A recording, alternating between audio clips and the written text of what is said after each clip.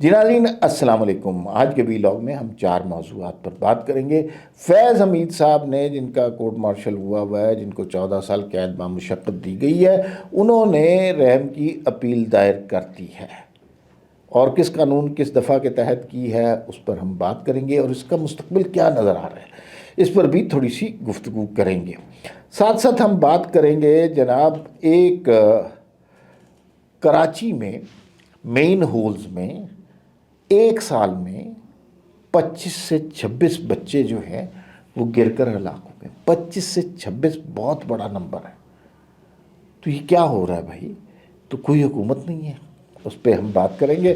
اور سہیل وڑائی صاحب کا کالم ونڈر بوائے والا بڑا چل رہا ہے کہ کسی کالمسٹ کسی ونڈر بوائے کا انتظار ہو رہا ہے، وہ کون ہے؟ اور آخر میں سہیل آفریدی کا دورہ، کہ ان کا دورہ کتنا کامیاب رہا لاہور کا، اور اڈیالہ کے باہر آج کیا اس کی کامیابی کے نظارے نظر آئیں گے کہ نہیں، اس پر ہم بات کریں گے۔ آپ سے درخواست ہے کہ اس چینل کو سبسکرائب کر لیں، بیل آئیکن کو پریس کر لیں تاکہ ہر ویڈیو آپ کو بر وقت ملتی رہے۔ فیض حمید صاحب نے ایز ایکسپیکٹڈ اس کے اوپر جو ان کو سزا ملی اس کے خلاف اپیل دائر کر دی ہے، اور وہ اپیل آرمی ایکٹ کی دفعہ B133 کے تحت اپیل دائر کی ہے، رحم کی درخواست کی ہے، اپیل کی ہے، اس کیس کو ری نیگوشیٹ ری تھنک کرنے کی خواہش کی ہے۔ تو یہ تو ویسے ہر مجرم کا حق ہوتا ہے، اس پہ کر سکتے ہیں، لیکن مجھے کوئی رحم کے آثار نظر نہیں آتے، کیونکہ یہ اب جائے گی کورٹ آف اپیلز میں، جس کو بنایا آرمی چیف یا فیلڈ مارشل نے ہے۔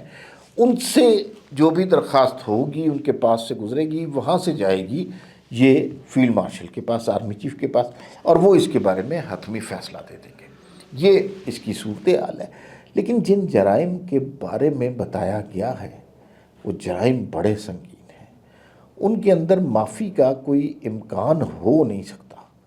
تو یہ وہاں پر سچویشن ہمیں لگ رہی ہے، اور فیض حمید صاحب بالکل درخواست کریں رحم کی، لیکن اس کے امکانات بہت کم لگ رہے ہیں، کیونکہ یہ جو ہے نا، اگر آپ میوٹنی کی کوشش کریں گے، آپ اپنے ادارے کو نقصان پہنچائیں گے، آپ ریٹائرمنٹ کے بعد سیاست میں حصہ لیں گے، جو بنیادی الزامات لگیں، تو یہ تو ناقابل برداشت ہے۔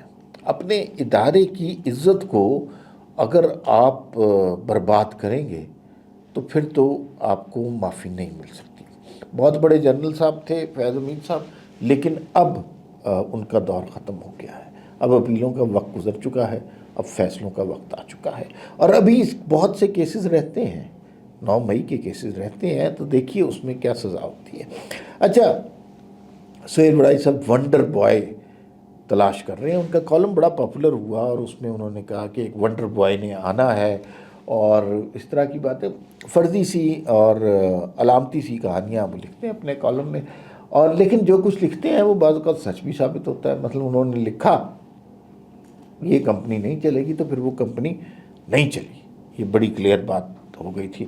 تو اب بھی وہ جو کہہ رہے ہیں، وہ کہہ رہے، سنیں ذرا وہ کیا کہہ رہے ہیں۔ وہ کہہ رہے ہیں کہ اسٹیبلشمنٹ اور حکومت کے درمیان بڑے اچھے تعلقات ہیں اور ہوا بھی نہیں گزرتی، لیکن کہیں یہ ضرور سوچا جا رہا ہے کہ ان کے درمیان کچھ چینج کی جائے۔ اور چینج کیا ہو سکتی ہے کہ کسی شہباز شریف سونا ہے، گولڈ ہے، لیکن کسی ہیرے کی ضرورت ہے، اور کوئی ونڈر بوائے آئے گا، وہ ملک کو درست سمت پہ لے کے جائے گا۔ اور اس کا طریقہ کار کیا ہوگا کہ ایک ٹیکنوکریٹس کا سلسلہ ہوگا، PhD ڈاکٹرز ہوں گے، بڑے پڑھے لکھے لوگ ہوں گے، اور وہ فیصلے کریں گے ملک کے، اور ہر ڈپارٹمنٹ کے ایکسپرٹ ہوں گے۔ انفارچونیٹلی یہ سسٹم پہلے بھی ٹرائی ہو چکا ہے، لیکن اس کا فائدہ کوئی نہیں ہوتا، اس کا نقصان ہی ہوتا ہے۔ عوام کے نمائندے جب تک عوام کے مستقبل کا فیصلہ نہیں کرتے تب تک بات بنتی نہیں ہے۔ تو یہ ایک تو یہ ٹیکنوکریٹس والی حکومت نہیں چلتی، لیکن یہ ہو سکتا ہے کہ کسی ڈرائنگ روم میں یہ بات ہو رہی ہو، یہ بڑا محبوب موضوع ہے۔ لیکن ساتھ ساتھ یہ بھی یاد رکھیے گا کہ شہباز شریف سے بہتر وزیر اعظم نہیں مل سکتا۔ پاکستان کی تاریخ میں کبھی کسی نے جو ہے وزیر اعظم نے 5 سال پورے نہیں کیے، لیکن اگر شہباز شریف نے بھی پورے نہیں کیے تو پھر تو کوئی نہیں کر سکتا، کیونکہ شہباز شریف کا طرز سیاست بالکل ڈیفرنٹ ہے.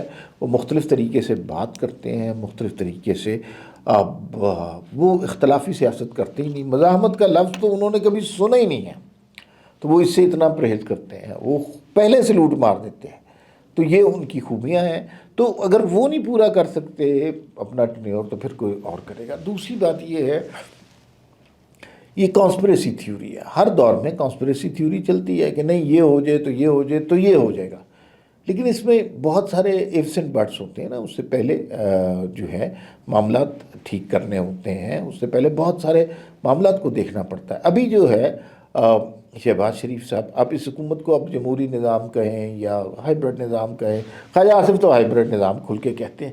تو اس کو ایک کور چاہیے، ایک فیس چاہیے، اور شہباز شریف سے بہتر فیس کوئی اور نہیں مل سکتا.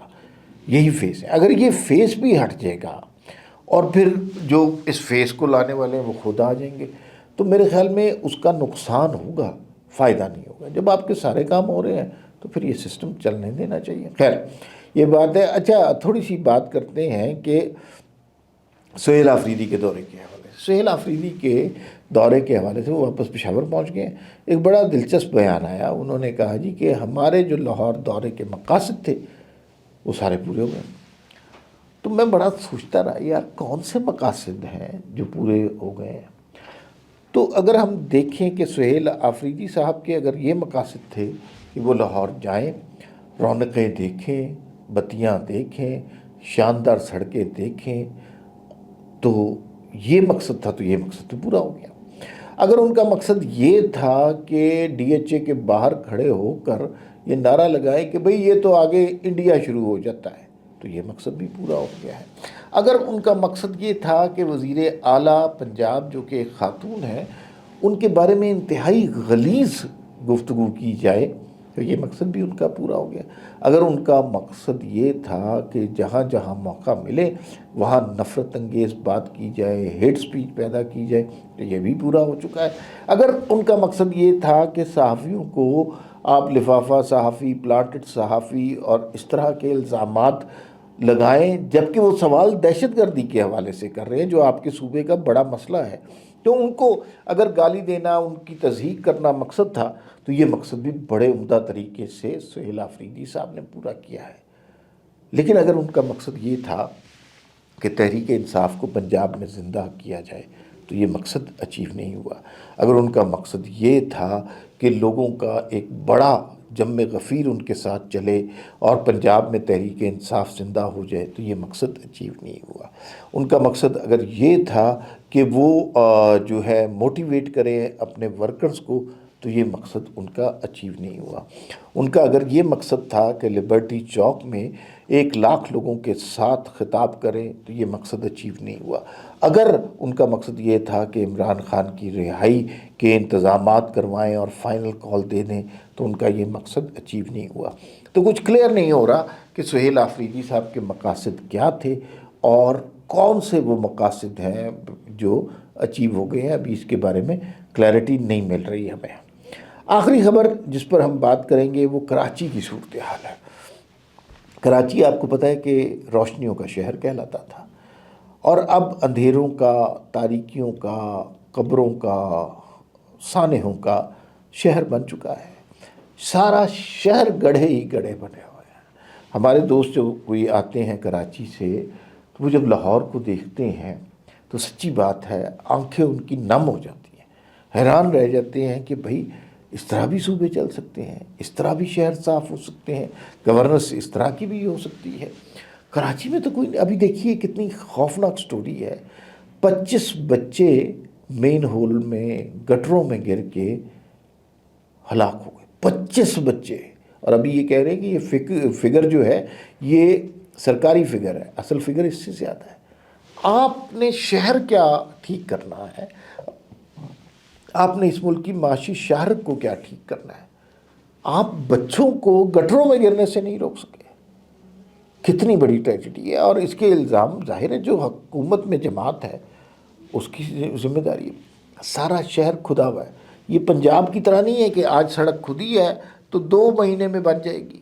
وہ 5 سال پہلے کھدی ہے اور اس کے بعد نئی تعمیر ہوئی. سیوریج کا نظام 15 سال پہلے خراب ہوا ہے، نہیں ٹھیک ہوا، پانی کا سسٹم نہیں ٹھیک ہوا، 90% لوگ پانی خرید کر پیتے ہیں۔